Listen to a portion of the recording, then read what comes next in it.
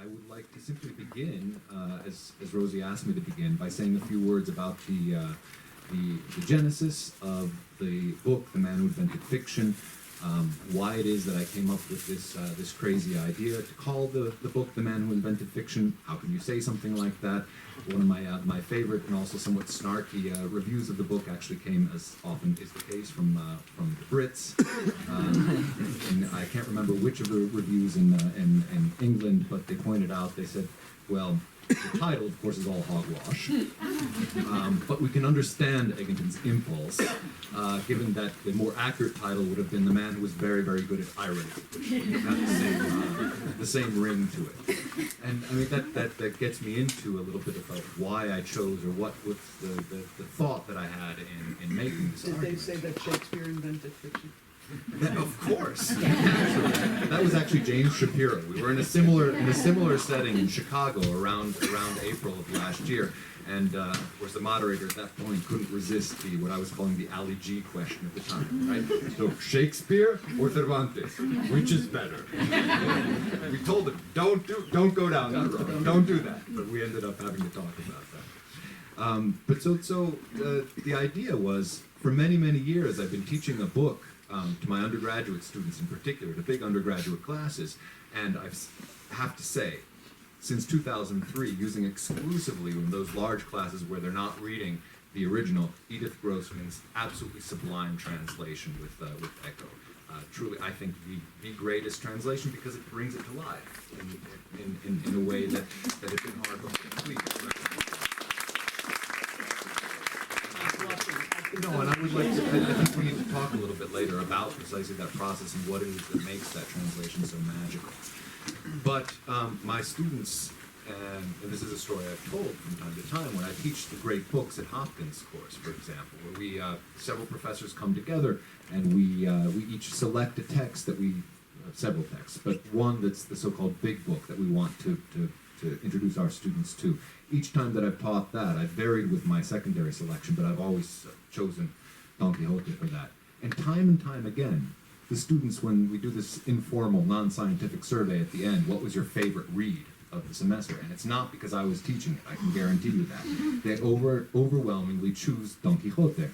This is not surprising for those of us who have read the novel over and over again and keep on coming back to it. It's not surprising because it's so present, so alive to us today. It's not surprising because it's one of the funniest books ever written. But it goes beyond that as well. Something opens for these students when they read it. And bit by bit, I began to try to confront the question, what does the critical tradition mean when they say this is the first work of modern literature, the first modern novel? What does this mean? And are we not just being in some ways circular by saying, well, it's modern because we entered the modern age at the end of the 17th century, and it's the first novel in the modern sense because it's long and prosish and was written at that time. And so I began to ask questions with my students more specifically. Well, what exactly is it that it's first of? What exactly is happening? And we began to develop this thesis that in fact what's going on is that a new relationship with a kind of world is being opened with this book. And that, in shorthand, what I would say, and not to spend too long on it, but what that world does and what that world is, it's a world that readers can imagine themselves as being part of at the same time that they know that they're not. That separation, the creation of a completely hypothetical stage, if you will, that they can stand in and test out hypotheses, test out different ways of being in the world, and completely identify with, at the same time as that they can withdraw from themselves and say, you know what, it's also different from me. That this is something that was new at the time. And for some reason, and that's what I set out to investigate in this book, for some reason Cervantes was the first to put it in this long prose style. So what I was suggesting in this book is that what's new about Don Quixote is not a genre per se. There had been novels already. In fact, there had been almost a century of novels. And to just call it the first modern novel, as I said, was kind of circular, kind of tautological. That in fact what's going on was that he was inventing and developing to its full extent kind of new literary empathy, where we would encounter characters who weren't real, and we could know that they're not real, but we were going to interact with them and treat them as if they were real for a time. And so the question that I set out to answer in this book, and I tried to do so via the story of his life and all the disappointments that he lived through, is why could he do it, and why at this particular time in history? So, I mean, just to open up the conversation, as I've said, it's been an extraordinary experience, both teaching it in its original to students who can read it in Spanish, and then teaching it in this gorgeous translation. And I would say or ask Edie, if she doesn't mind me asking her, as you went about this work, and it must have been just a monumental work to produce what you did. You see what's on the top of my head? How did it, I would ask a very specific question. Not only what was your relationship to the original text, what you were reading, but to past translations? Did you use them at all? Did they influence you at all? Had you read any before? Did you do your best to ignore them completely? Is this something that's always interested me? Yes to all of it. I had read one translation. Sorry, but does Edith Grossman not need a mic, and I do? What's Can you all hear hear her me? perfectly? Yes. Can you all hear me? So should I not be using this? No, you need to learn to project. Oh, I see. So where was I? Before I was cracking wise, what was I saying? You had read one translation. I had read one translation when I was a teenager, and it's Samuel Putnam's translation that came out in 1945 or 50, I think. And after that, I had read it in Spanish because I was, for my sins, a graduate student in Spanish, and then I became a teacher of Spanish, and I was reading and teaching and rereading this book over and over again. So I think I must have read it 10 times at least before I translated it. Now, Dan Halpern from Echo Press called me one day, and I didn't know him at the time, and he said, "Would you be interested in translating Don Quixote?" I said, "Are you kidding me?" I thought it wasn't Halloween. I thought it was a prank. I said, "Do you have the right Grossman? Because I do Latin Americans." He said, No, I have the right Grossman. And I said, I would be thrilled to death to translate Don Quixote. It's the greatest book that's ever been written. It's the greatest novel that's ever been written. Pache Faulkner and a couple of other people.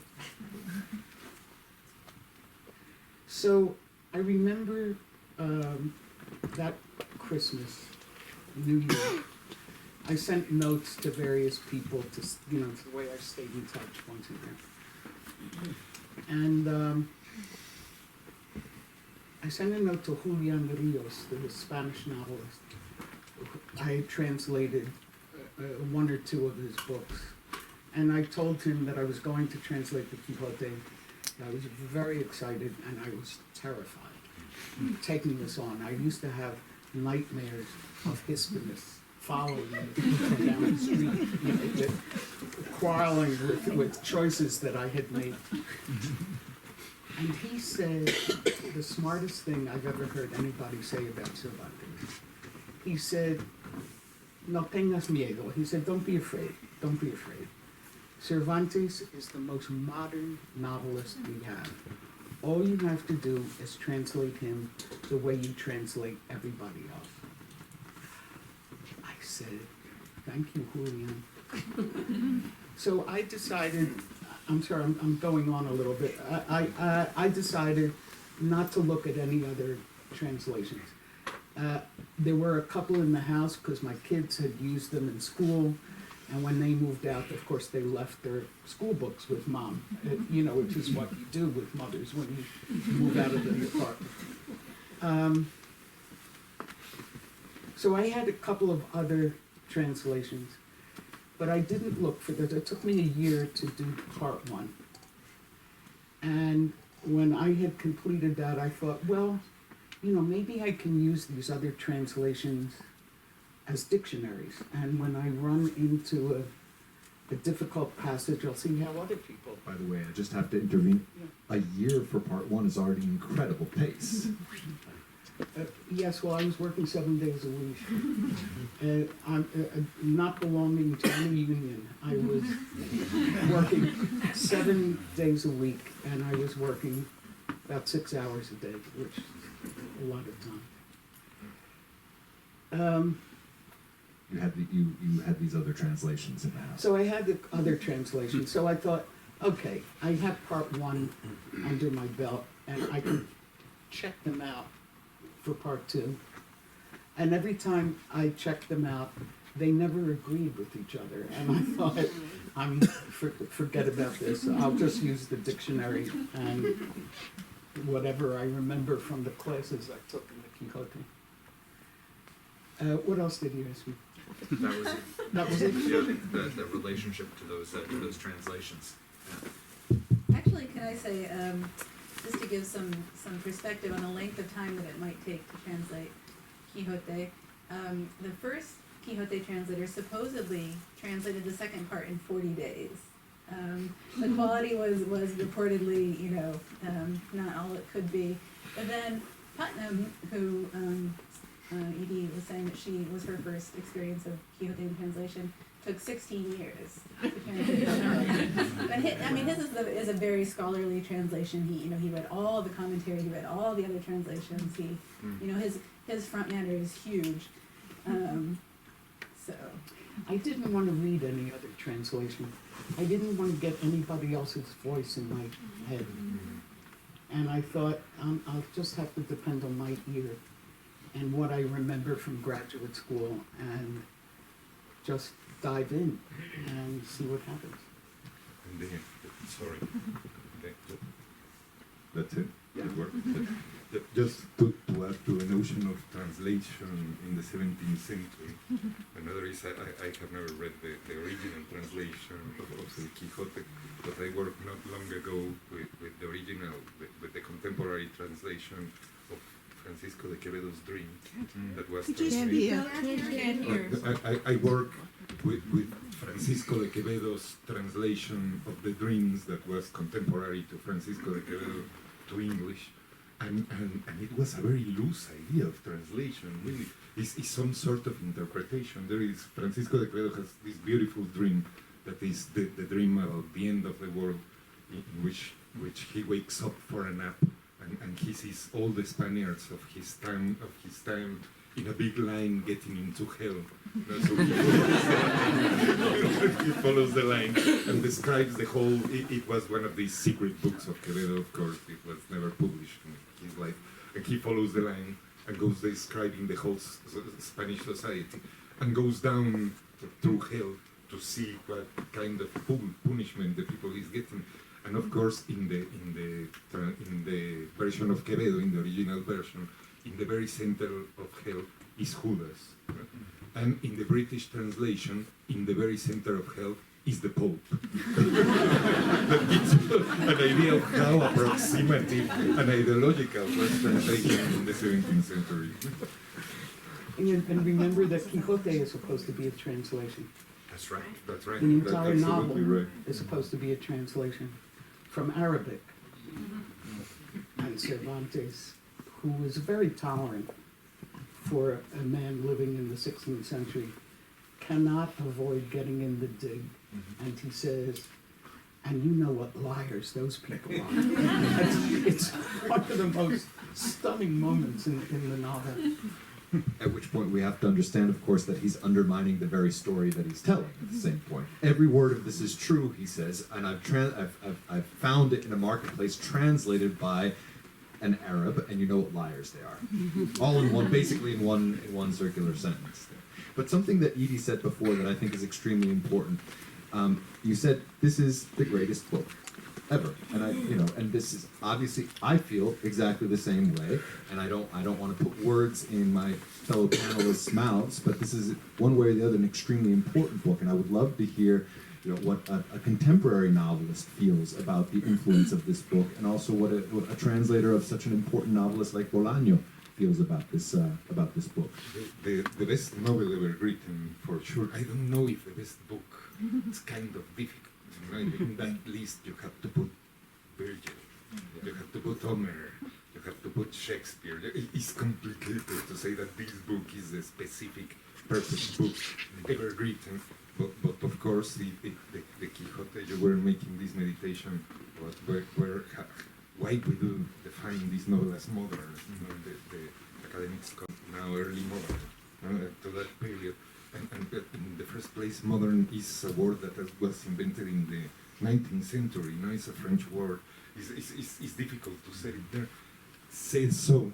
It is true too that what Cervantes does is for us, the novelists at least, is to invent this technology, the master app for describing in a critical way the world that is the modern novel.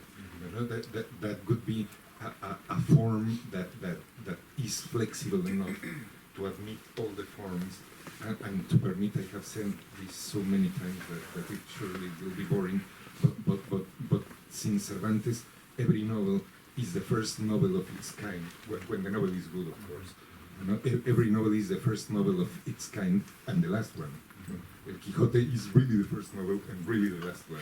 There's nothing like it, but all the great novels that come in a succession after it have that same priority. Ulysses is the best novel and the last one, of its kind. It's a form that permits enough flexibility to add everything and to adapt it to the reality that is trying to, I would never say describe, but I would say maybe comment. So yes, he's the beginning, the alpha and omega of it. I feel that I'm almost absolutely, definitely the most amateur reader of Quixote on this stage. The only thing I really have a little bit of expertise is the introductions to the translations of the Quixote over the course of the past 400 years, because I've actually written a little bit about that. But for myself as a reader, I have to say that the first time I read the Quixote, I didn't enjoy it very much, and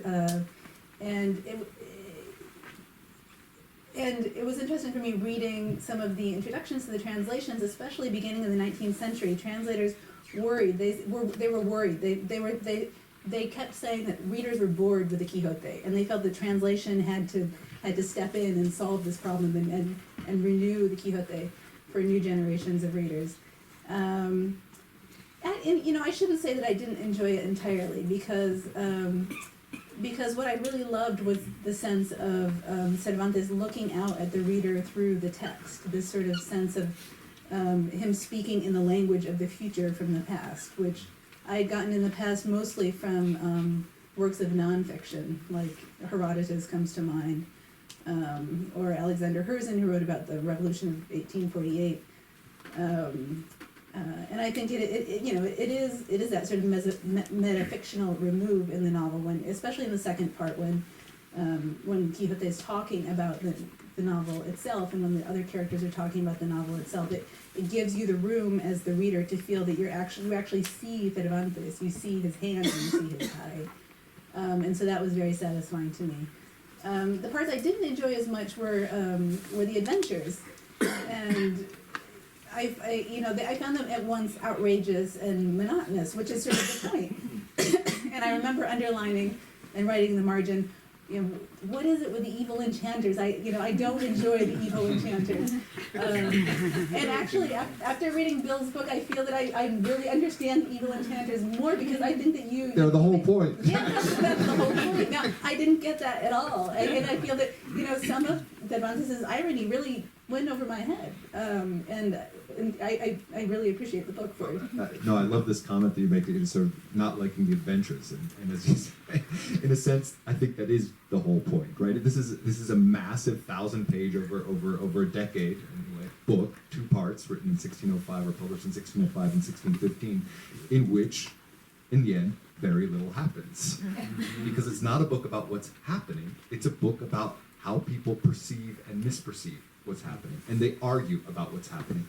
to ad infinitum. They argue about it. And then they have wonderful self-reflexive arguments about why they think what's happening is happening and why that couldn't possibly be happening. And that's why I made this joke just now that the evil enchanter is the whole point. Because the evil enchanter is at once this wildly hyperbolic fiction that Quixote creates for himself to explain how everyone is wrong when they think that he's wrong about the world. Right? Well, you just don't see the wolves being pulled over your eyes. I mean, you know this movie, The Truman Show, right?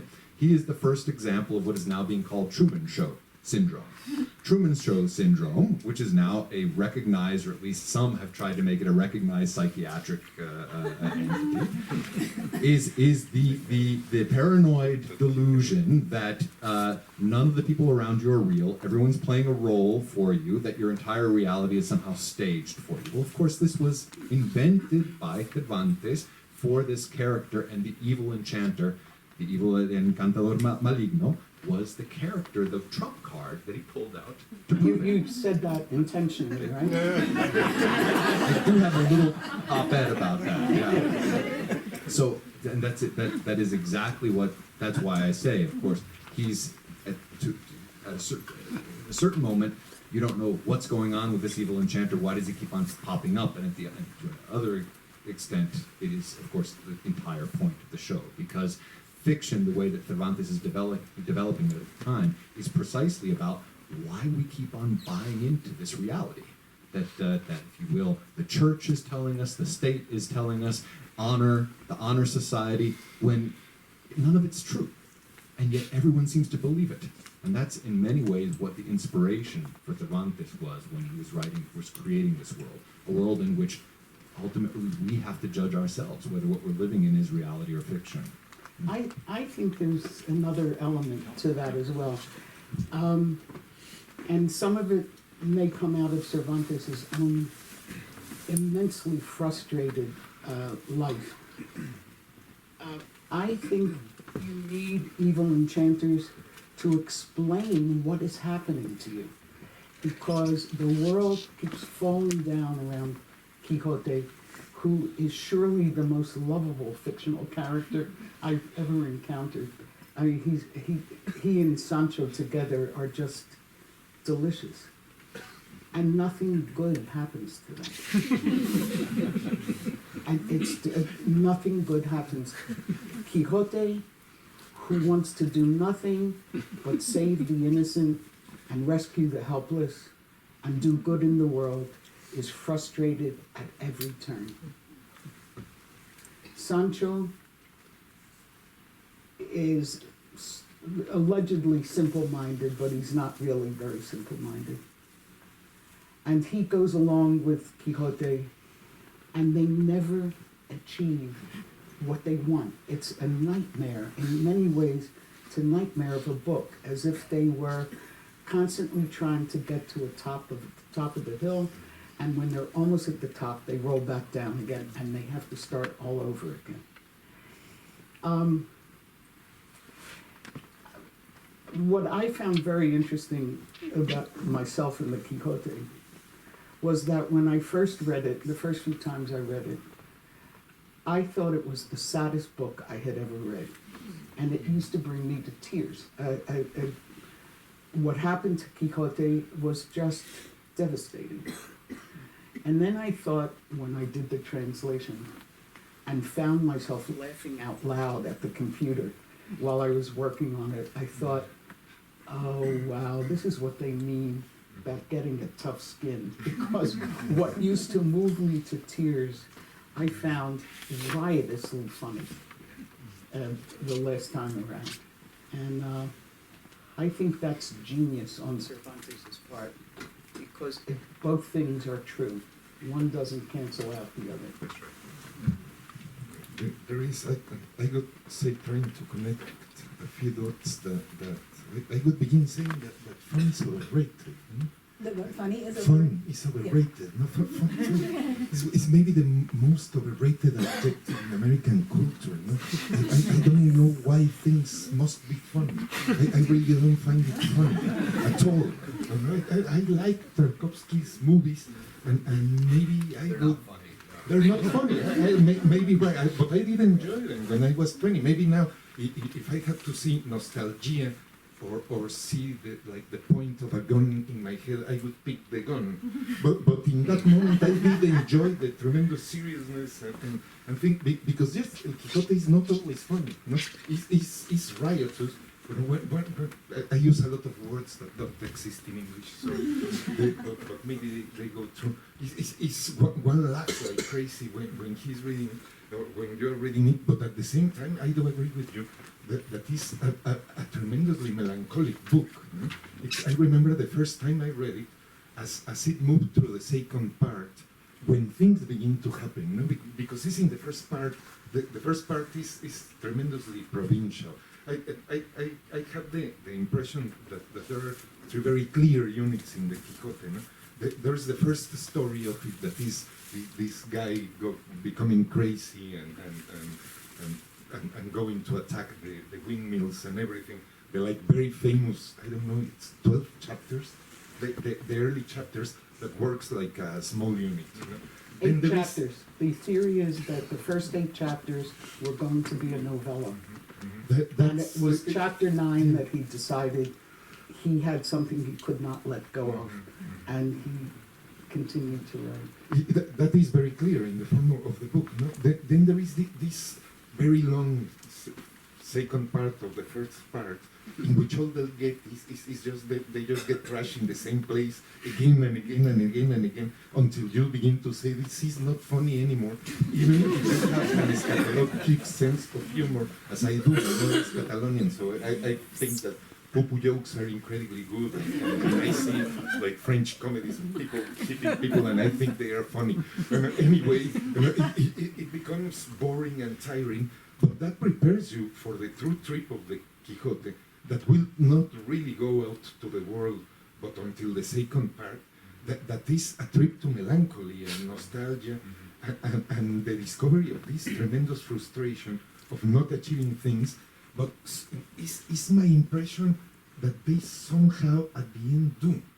So, El Quixote has this Jovian condition that you pointed at, that he's like Job, you know? He just suffers everything. He's like Sisyphus. He never can move out of anything. But as the second part moves forward, in a much more slower pace than the first one, I think more melancholic, they begin to transform reality too. And I think that is that what is so moving about the book. That there is a moment in which the reality seems to say, okay, you know, El Quixote wins. You know, and I think that I hate the word inspiring, so I will not use it.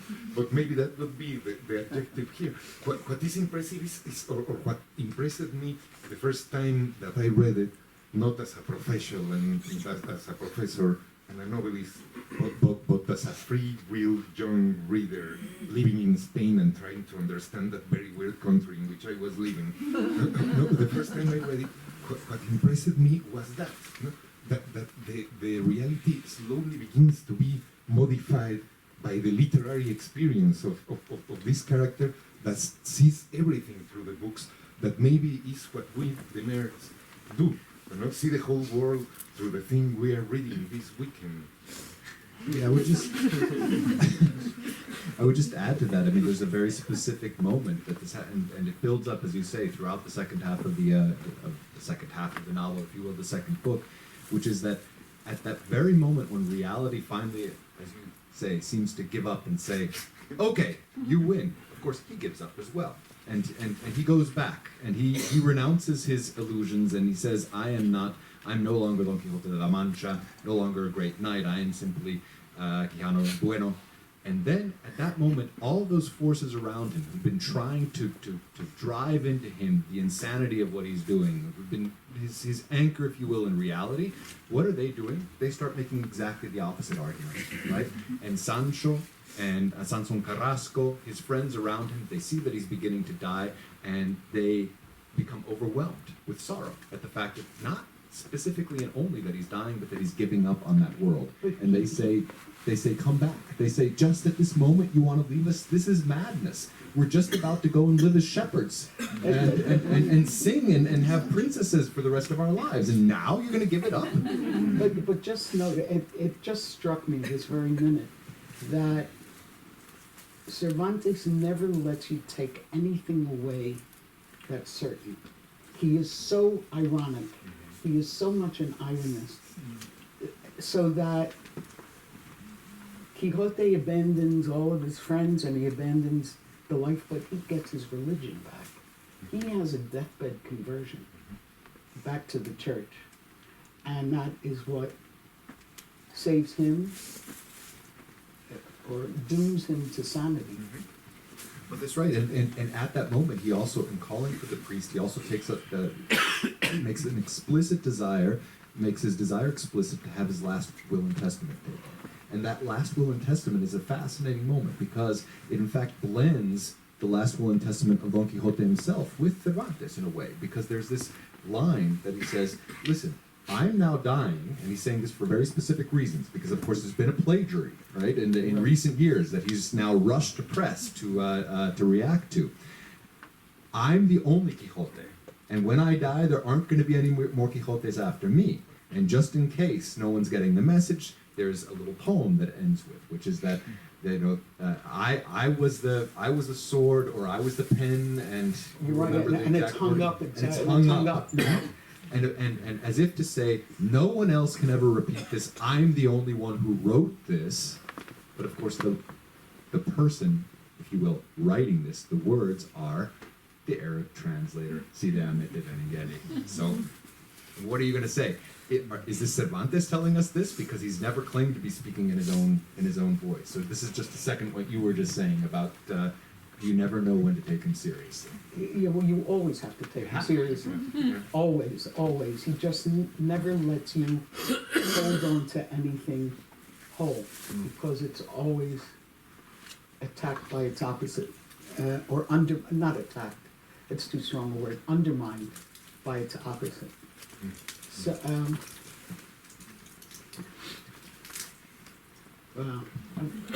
Yeah, I wanted to go back, Natasha, to a point that you were making before. So, I mean, you are a translator of an author. I don't know how many people in the audience have read him. He's, if you read The New Yorker, he's always popping back up and as if he had never died. Roberto Bolaño. His novels are still popping up Yeah, too. they're I'm working popping on up another one. constantly, and you're part of the reason why they're popping up constantly. But you take an author like that who has so much resonance today. Do you see any relations, any influences other than the fact that they're writing in the same language? Yes, absolutely, and I'm not sure that I'm going to be able to expand much upon that. But I actually heard someone give a speech once about the connection between Quixote and Bolaño, and it was very convincing. Yeah, the truth is I can't say more about Convincing, but not that Yeah. convincing. But I can say a little bit more about the funny versus tragic, or the comic versus tragic readings of the Quixote. One of the interesting things that I discovered when I was reading through the different introductions and looking at the different translations of the Quixote was that for the first couple hundred years after the Quixote came out, in general, it was considered to be a hilarious book. It was and the translations into English actually trying to make it funnier. And as Álvaro was saying, they tend to be very loose. And there was a famous translation in the early 17th century or the early 18th century by Peter Motteux, who translated it in this very over the top slapstick kind of way. He adds a lot of adjectives but then in the 19th century, the Romantics got a hold of it. Some of the Romantics translated it and completely changed the approach to the translation. And their conception of the book was that Quixote was a tragic figure. And you can even see it, for example, in the translation of one of the things that Quixote is called in the novel is the Caballero de la Triste Figura. And the way that the translation of that phrase changes over the centuries is really interesting. In the early translations, it's translated into sort of a humorous sobriquet. So it's the knight of the ill-favored face, or the knight of the rueful countenance. And then by the 19th century, it's translated as the knight of the sorrowful figure. I think Edie translates it as the knight of the sorrowful face. I think, I can't remember. Yeah. It was so damn hard to translate. Yeah. I spent 2 weeks on that, trying to figure out how to translate that Well, it's phrase. funny because it's ambiguous in Spanish. The triste figura it can mean sad in a literal sad kind of way, but it can also mean funny, you know, like ridiculous. Yeah. Am I right? Triste is sort of, And figura is not an easy Yeah. word either. I mean, that's. yeah, resident. pathetic, as Álvaro says. Yeah, figura also. That could be also the Pathetic figure, right? I mean, that's the mournful countenance was the famous 19th century. I think the Ormsby and so many of us have remembered that, the Night of the Mournful Countenance, which makes it sound in some ways more grandiose Yeah. than another translation might. But one of the reasons I didn't do anything like that is that I could not hear Sancho saying those words. Though that's not a phrase that he would ever have used. And so this, I want to bring this back, in fact, to what I so admire and why it's so important for me to have a translation like yours to use with my students. Because I think you were pointing out before, I can't remember who it was who told you, but who tried to calm your fears by saying, yeah, it was Julio, yeah, Julián Ríos. Julián Ríos, and who said, you know, really don't worry about it because this is the most modern book ever written. But there's something also about the very language itself, despite the fact that this is language that's now 400 years old. Cervantes writes, and I think this is the way you translate him as well, as if it's happening right on the street in front of our eyes. Right? It's really right here. It's present. There's no historical distance to it, except in those moments when Quixote is trying to create that historical distance, which of course he does all the time. So there's this funny play between extremely colloquial, right here, this is happening, kind of on the street language, and then the play acting that they're doing all the time, in which they speak elevated language, and this is what's so tough about it that I think you capture really beautifully. That of course isn't quite right? There's elevated language that you can tell they're forcing, or especially in Sancho's case, when in some cases he's trying to speak like Quixote, then he's getting it a little bit wrong and getting his formulas a little bit backwards and that kind of thing. Was that very hard? Well, it's all hard. Yes, it was hard. It was hard to do the different levels of language because there are illiterate characters and there are very well-educated characters and there are peasants and there are noble people, and the language level for each of these groups of people changes. But I wanted to say something about what you said about what was happening right on the street. I think that's one of the really modern inventions of Cervantes, to bring fiction into a contemporary, what's the word I'm looking for? Ambience, okay, bringing it into a contemporary world and making it feel as like something that we could see any day of the week, using language that we might be able to hear any day of the week. And I don't think people were doing that in an extensive way. I think Lazarillo de Tormes has some of that, but that's a kind of exaggeration on the dark side. That's right. That's right. Cervantes was doing something else. I think he was saving his sanity. I really do. Cervantes was so frustrated, his life was so awful in so many ways, that I think he found his salvation and his sanity in writing this book and in creating the character. Well, as you say, there had been a tradition of very detailed literary realism that spanned much of the 16th century, that hit its peak in many ways in the middle of the 16th century with the text that Edie just mentioned, that was often considered the first picaresque novel, Lazarillo de Tormes. But there had been a huge commercial success just a few years before Quixote was published in El Guzmán de Alfarache, which was another great picaresque novel. What they mean, or novel of roguery, or picaresque novel, with this term, is it's a novel, as you were just saying, of kind of probing the dark side, right? A novel about a rogue, about a kind of somewhat villainous character from his own perspective, who kind of gives this confessional. But there's something extremely objectifying about these texts. They're extremely detailed. They go into enormous detail about what is, what a street smells like, what people are eating, what, they're scatological as well in their descriptions. But there's very little opening into, if you will, the soul of the character. You don't enter into their shoes and explore their way of living, which is what I think Cervantes is doing. It's the difference between Zola and Flaubert, isn't it? Yeah, it's a very good Yeah. No, I was just going to say that this is one of the very specific operations that Cervantes does in literature. No? Since classic times, there is a very clear division between highbrow and lowbrow art, and what happens in the theater from classic times, I insist, uses this fantastic gadget that is the metaphor, and what is realist doesn't use it, just describes the reality and laughs about it. No? And so there is all this like river of realistic, grotesque, almost pornographic, very gory writing that goes through the whole classic times, of course, but keeps going during the Middle Ages. And there is this other thing that is the body of the lyrical poetry, the new epic poems according to the Romans, etc., that shows like highbrow art, and that insists in this Greek invention of the tragics that is the metaphor. Is my impression that the operation that Cervantes does is to displace the use of metaphor from the highbrow art to the picaresque discourse.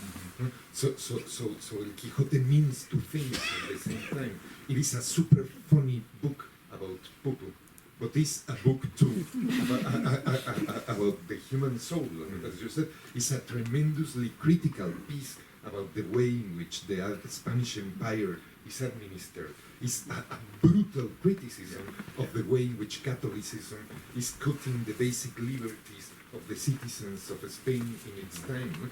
It's a very moving, I think, defense of rationalism in a moment in which it was not clear if it was an heresy or not, etc. No? So I think that this operation is possible, and the seed of this modernity that we have been wondering about comes precisely from that, from displacing the metaphor, taking it out of the theater, let's say, or the lyric poetry, and put it in the beautiful too grotesque writing from the medieval times, and the Baroque period. That as you say, the Spanish Baroque times were full of fantastic picaresque novels that were very successful, and in which, by the way, it was not abnormal that someone would publish a second part that was not the author of the first part. Right. No, what is new in Cervantes is not that the Quixote reads the second part of the Quixote and says, this sucks. No? Who wrote this? Who was the clown who wrote this? It's not that, but the fact that he says, no, this belongs to me. Yeah. No, I don't know if he's the inventor of modernity, but he's certainly the inventor of copyright. But also specifically the way that he handles that it's not just that they're commenting on this book, but rather that the characters who we encounter again in the second half have to deal now with the reality in which another author has published a book with them as characters. And they're very perplexed by this and angry about it. So that Quixote ends up making big speeches about how this other Quixote can't possibly be the real Quixote. And you know how I'm going to prove it? What did you say? He went to Zaragoza? I'm not going to Zaragoza. I'm going to go to Barcelona. And I'm proving that he's wrong, because now you're going to see. I never went to Zaragoza. And there is I think, I don't remember, you must know better because you're teaching it lately, but now there is a theory about the author of Avellaneda, who was the author of the second part, the fake second part of El Quijote. You know, for centuries we never knew who he was, and now there is the theory that he's the Galeote in the novel, no?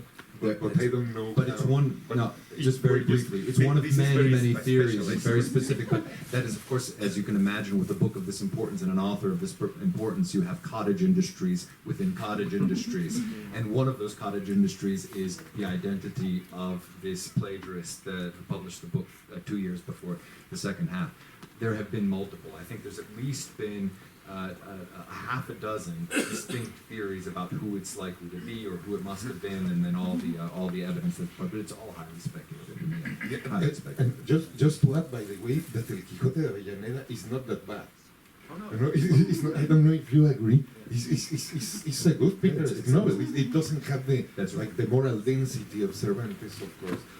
The penetration and The characterization. The the characters. characterization. Yeah.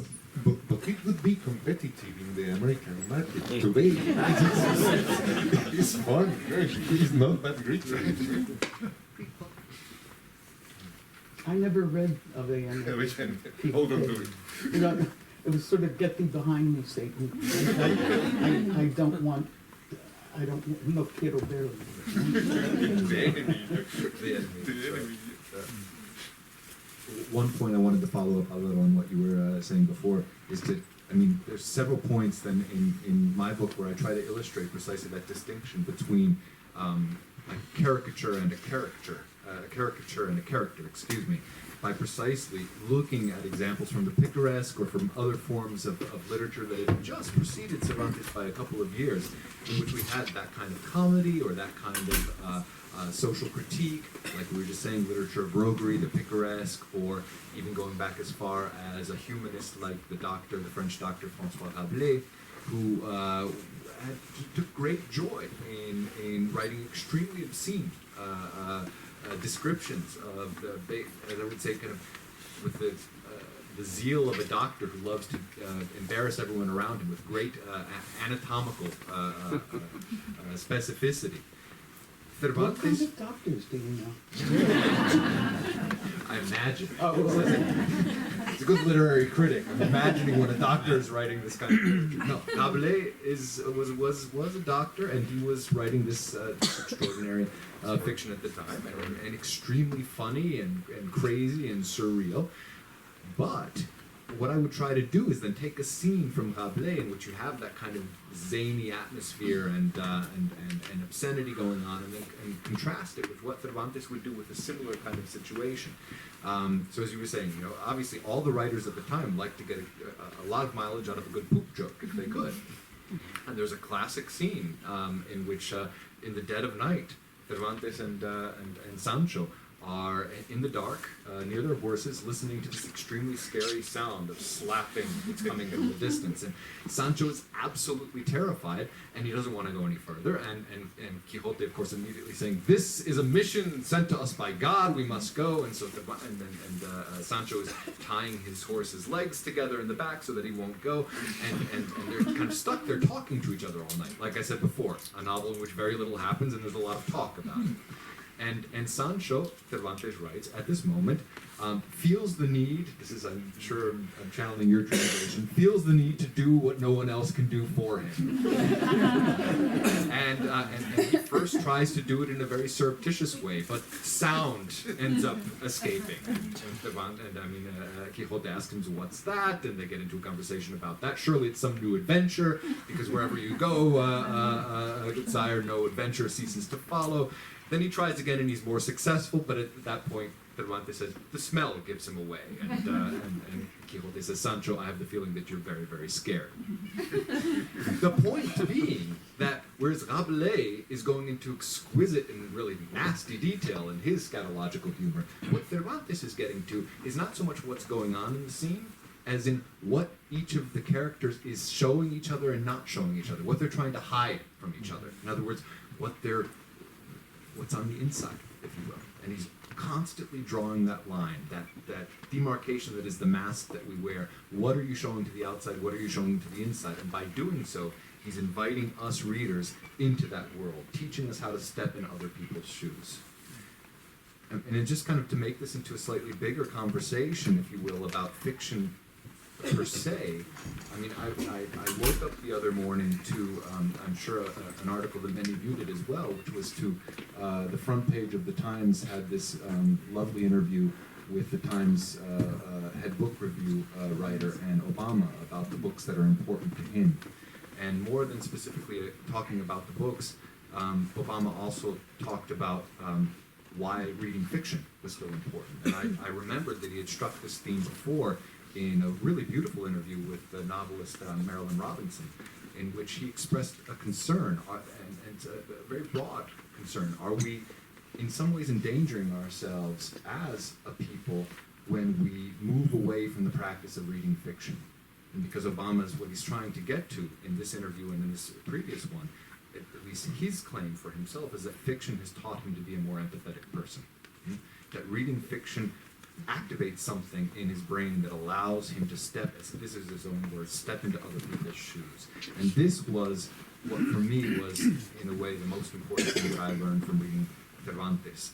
Cervantes was a man who believed certain truths, very patriotic about his country, who was willing to give his life, almost did, probably shouldn't have made it, if objective history was any judge, probably shouldn't have made it through, but did, crippled in the wars, just as he was escaping to go back home from Italy back to Spain, captured by Barbary pirates, held in captivity for 5 years, engineered 4 escape attempts, could have been executed after any of those, and did not, and yet still managed to write at times with extraordinary empathy characters who, if you will, were on the other side of that religious and that ideological barrier. This was a man who lived the reality that other people in his own country were only talking about, and his response was not to demonize them, but to create full-blooded, three-dimensional characters and explore how they might be living in the world.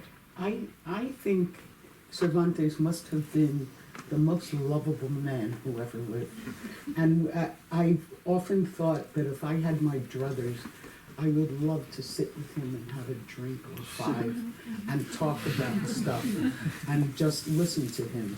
Because I think he was humane, and he was loving, and he was lovable, and he was a deep, deep feeler and thinker. And that's a combination of qualities I'm still looking for. And I think he had all of them. I think he was just incredible. Well, and the empathy between the characters, too, is so moving. I think Harold Bloom, actually, in the introduction to your translation, says that Sancho and Don Quixote are the first 2 characters in literary history who actually listen to each other when they talk. They don't just declaim. And I thought that was a really interesting and moving way to look at it. And I'll rally a little, too, on the Bolaño and Cervantes question. I know there are so many things that could be said, and I'm not thinking most of them, but there is one really central similarity between the 2 writers. And I'm especially thinking of the Savage Detectives here.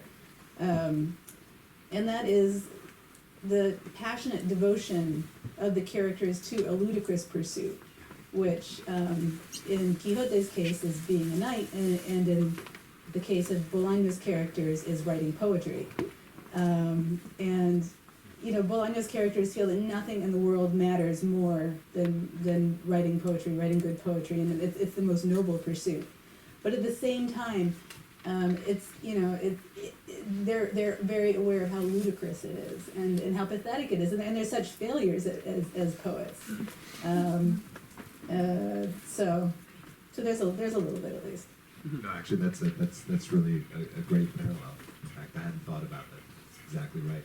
The visceral realists and their desire to write perfect poetry, and They're that always quixotic. being sent off exactly in different directions. Yeah. Wonderful. I wonder if people in the audience want to ask us any questions. Should we pass this around? Another one.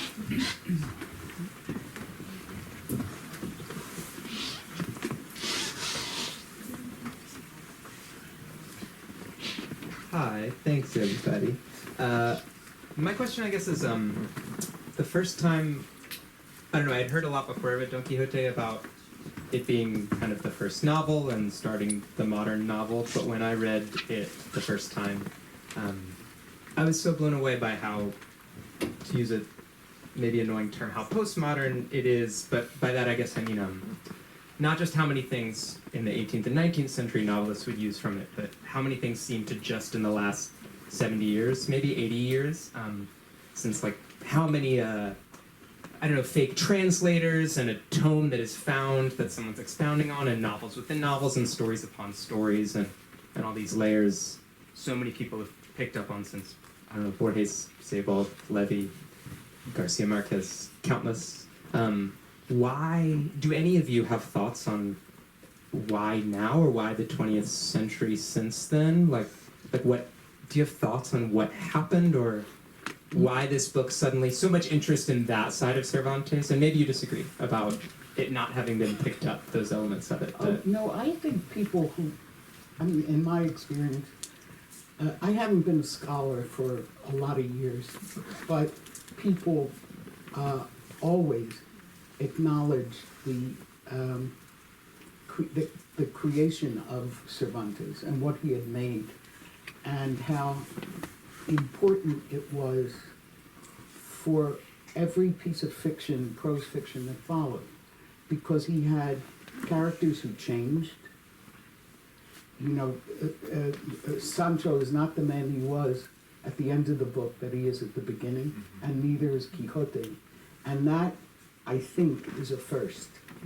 They are not puppet figures, they're not fixed characters, but they evolve and change the way humans evolve and change. And I think Cervantes also equated the fictional world and the real world in a way that I don't believe anybody had done before. So it's part of that. That's the language I can hear at the window. I think Edie's completely right, and I think to come back to also your question, why then, why now? I think there are moments in a culture's, and take this in the broadest sense, kind of Western, European, Atlantic culture, there are moments when a culture's media regime, if you will, starts to blur the borders of its representation of reality. And so David Castillo and I have just written a book called Mediologies, Reading Reality in the Age of Inflationary Media. And we call those periods ages of inflationary media. And we posit that one was occurring precisely in the 16th century, and that it hit its peak at the turn of the 17th century. The inflationary media of the time, they weren't electronic media, obviously, but they were the vast dissemination of printed texts, and also the theatrical revolution. So that for the first time in history, urban masses were going to see on a very regular basis theater productions, and they were going up to rates of 90% of an urban population were going to the theaters in Spain. And then you had a kind of stasis for a while. There was growth in the print industry, in some ways massive growth, but not a true revolution. And then in the 20th century, another revolution starts to happen in media, which is an electronic media revolution. And again, we start to have the effects of when do media start to blur the edges, to trouble the boundaries of what we consider to reality. They throw reality into our notion, our concept of reality, into a kind of crisis. And it's interesting that precisely at those moments you have strategies of representation that question those boundaries, that put them into relief.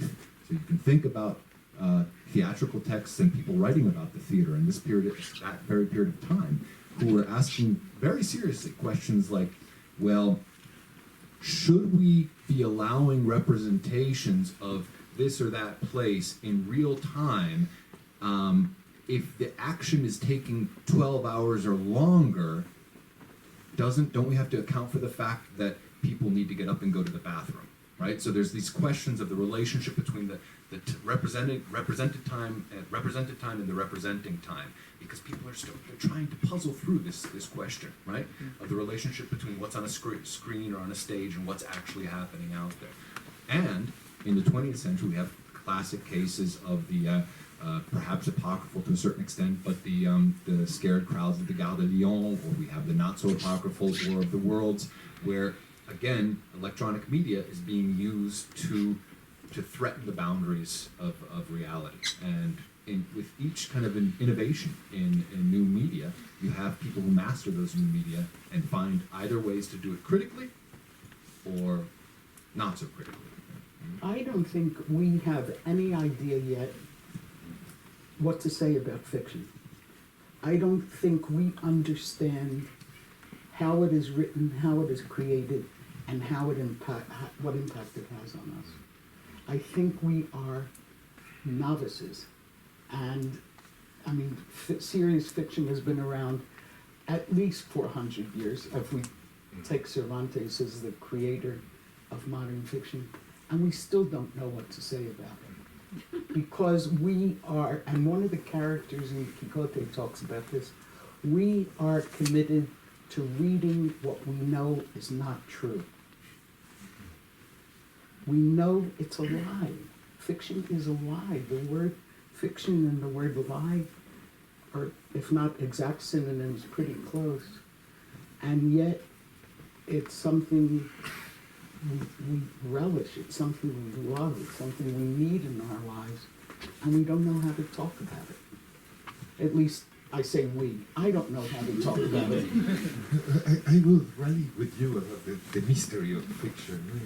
There is all this neurological research lately that shows that reading fiction is something that illuminates parts of the brain where memories are, and not where watching movies is, or listening to books in audiobooks is.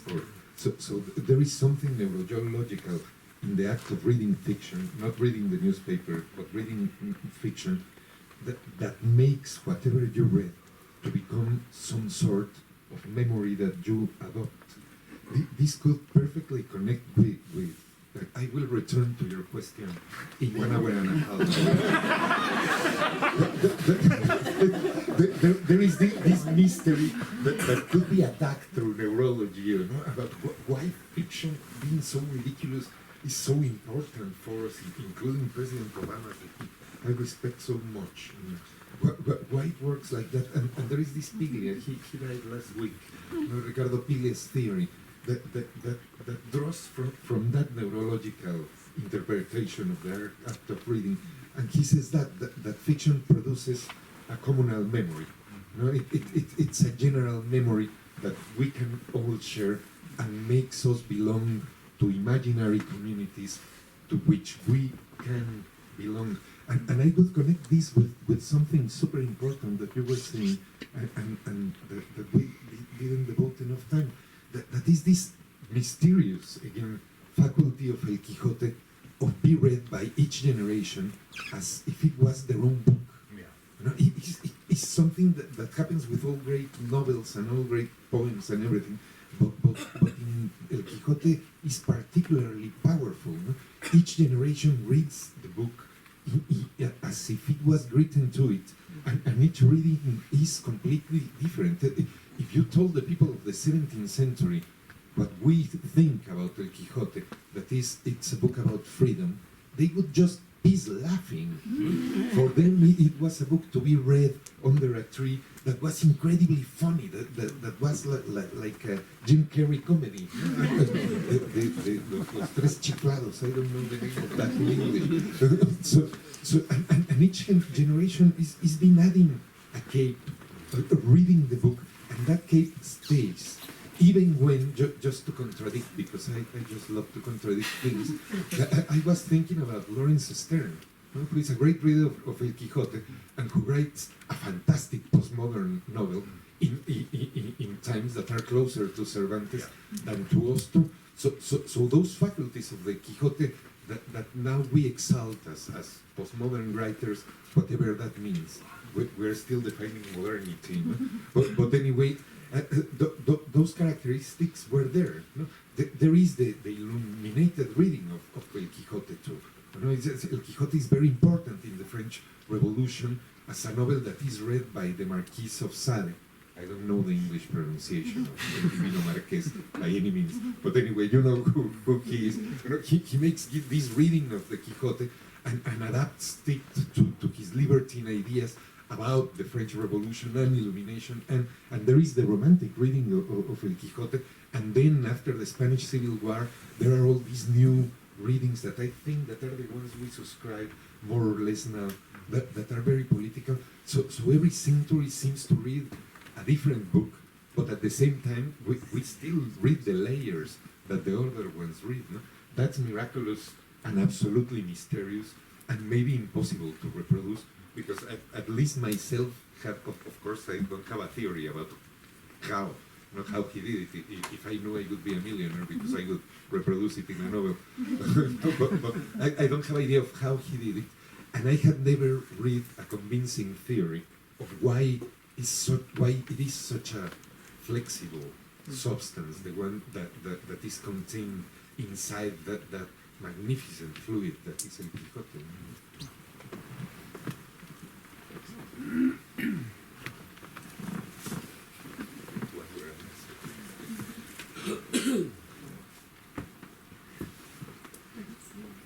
Thank you all again. You mentioned that Cervantes has these distancing maneuvers throughout the novel. He's translating it, and I was thinking that Roberto Bolaño has had a lot of posthumous success, and so to an extent, he too is remote as a person from the reader. And I was wondering what you thought. I was wondering if you thought that the remoteness of the author somehow refines the enjoyment of a text, or in other words, if there's a relationship between ego and writing that has a lot of distancing maneuvers. Do you mean remoteness in time? You don't mean in time. Oh, not in time strictly, but in terms of how Cervantes seems to disavow the text. I mean, there's a very specific moment and way in which he does this, and I posit in the book that he's really doing this as a way of kind of trying to grapple with some serious pain, and that is when all of the stories that have to do with time in captivity, and he goes through them in a number of different ways. He'll take the same love triangle, and it appears as an early play, as a short story, and as a later play, and then in a very important sequence in the novel itself. And each of those clearly are referring back to specific memories he had of an extremely traumatic time in his life. And we see that he is distancing. In fact, he's so explicitly distancing himself in that time that he inserts himself third person as un tal Cervantes, un tal Saavedra, right? Some guy named Saavedra. There were great stories about him back in that time.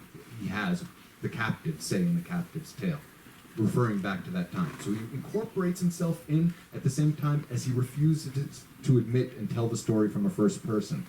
There is some kind of a very explicit distance in there, and I would say it's an essential operation in creating fiction, because fiction is telling truth, but it's telling it through lies. It's approaching in some cases subjective truths that may be a little bit too painful to actually say. There's a fundamental distance, this splitting of the self that's going on in scenes like that. For what it's worth, William Faulkner claimed that he read Quixote once a year. And I told Carlos Fuentes that, and Fuentes said, "So do I." And I said, "Wow, okay." I don't think this really has anything to do with your question, but it is sort of an interesting similarity. Both Cervantes and Bolaño wrote their big novels right up to the last moment of their lives, pretty much, on their deathbeds, essentially.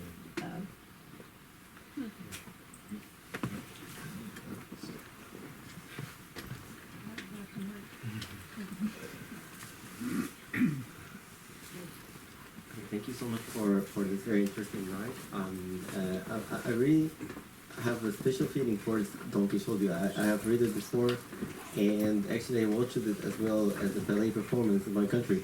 And I've read Don Quixote translated into Arabic, and this is the first time to know that it was translated from Arabic language, as you mentioned, or something like that. So do you think that there is a connection between Cervantes and the Arab culture or Arab literature, and what kind of this connection, if it exists, and whether he was influenced by the Arab culture in Spain or not? This is my first question, and I have a comment on why fiction is so important for us. I think for myself, fiction is important because it is a way for us to escape from reality when reality is not very good, you know. And I write novels in my country, and I feel so happy when I write, whether people they read it or not, but actually I feel that is a way to escape from reality. So yeah, thank you so much. Well, I'm not sure I agree with you. I'm not sure I agree with you because I think fiction brings other realities to us. So we may be escaping something, but we are immersing ourselves in something else. That's as vague as I can get. There is this linguistical level in which I'm no expert at all, but that is my impression that there is a linguistical level in which the Cervantes Spanish connects with Arabic, just because he lived such a long part of his life in northern Africa, not voluntarily, but anyway, he was living there and dealing with the language. I say this as a ridiculously personal experience because, as it was said in the beginning, I am Mexican, and the Spanish of Mexico, as was moved to Mexico in the 17th century, is much more in the 16th century. Sorry, it's much more, it's closer to Arabic than or evolved, respecting better its Arabic past, let's say, than the Spanish of Spain, that naturally wanted to distance itself for the Ottoman Empire that had occupied Spain for 800 years.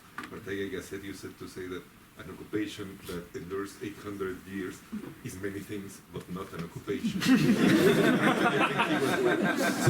naturally, the Spanish from Spain just produces a distance with that undeniable Arabic origin that is kept in Latin America, and particularly in the Caribbean, in Mexico, where the arrival of Spanish was earlier. No?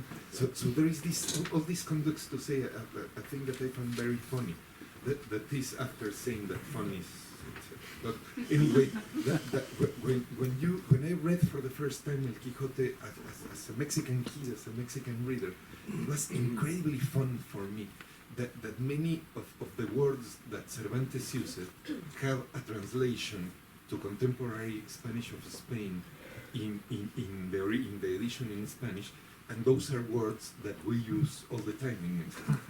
There is, in the very beginning, very early in the novel, they find an alberca, a pool, and the edition that I read, that is the canonic edition that was published by Planeta then, and now it's published by the Real Academy. Anyway, in that edition, it says not alberca, piscina, pool, which is very funny. In Mexico, if someone says piscina, you just take them out of the party immediately. so there is this linguistic connection, this like outsiderness in the Spanish of Cervantes, or at least that's how I perceive it as a young reader in search of an identity, and as a young reader that wants to incorporate Cervantes as proper too. No, I think that the book that has that faculty too. Everybody wants to be represented by it.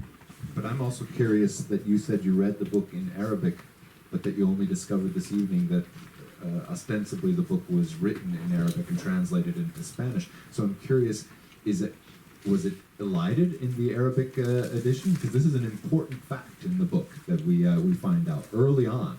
The narrator breaks in a very uncustomary way for narrators at the time to say, hold on, you need to realize the story that I'm telling you right now breaks off here. And the reason why is that the copy that I found, right, and I had to go and get it translated, and I had to find a scribe, and you see, and he goes through this whole rigmarole, this whole story about how this was originally written in Arabic, and then I found someone to translate it. And he finds a kid in the marketplace in Toledo. Yeah. And then pays him a barrel of raisins, a bushel of raisins. A bushel of raisins, and so it's being translated for him, page by page, from an Arab historian, he says, named Sidea Amete Benengere. And this is an extremely important part. So I'm very curious that this wouldn't have appeared in the edition that you read.